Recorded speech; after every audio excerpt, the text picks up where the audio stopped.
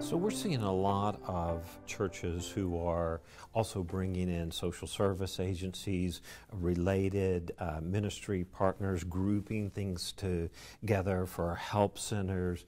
We're also seeing churches that are being benevolent landlords. They see something that's missing in the area and they lease at a discounted rate to, maybe it's a food desert, and they have a grocery store or something that they would lease to.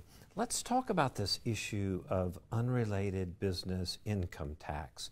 It is, I see far less churches actually paying that than people would imagine. So talk to us a little bit about the process, how it applies, and what churches can do to actually minimize or even eliminate that altogether. Great question, Joe, and my guess is, from our previous conversations together, there is this myth that having this unrelated business income will compromise or jeopardize your exempt status, and that is not generally true.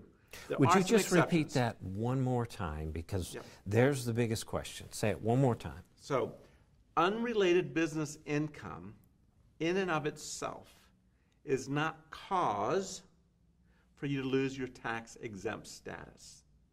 So the circumstances which might cause that to happen are extremely rare, and very few churches or faith-based nonprofits are encountering that.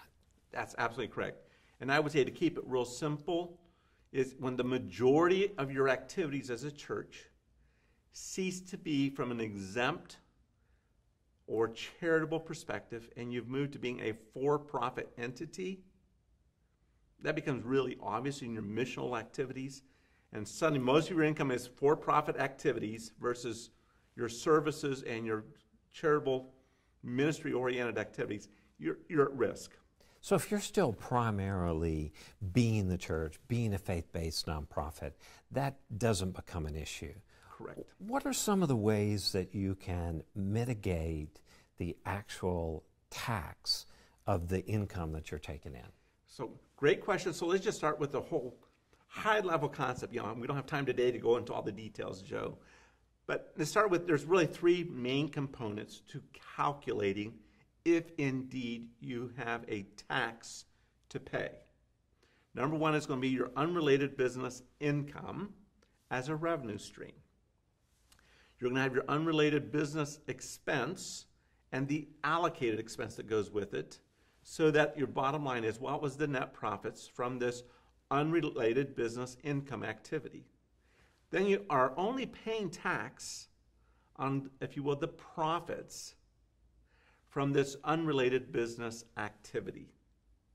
So to keep it simple, let's say you have $100,000 of unrelated business income coming in, whether it's leasing property or some other kind of activity, and you have $80,000 worth of allocated legitimate expenses to go with it, then your net profit is really only $20,000, but you've generated $100,000 of new income, and then you're only going to pay tax, federal income tax, and state income tax on the net profit. So, for example, in the state of Georgia, where I live, the corporate tax rate is going to be 27%.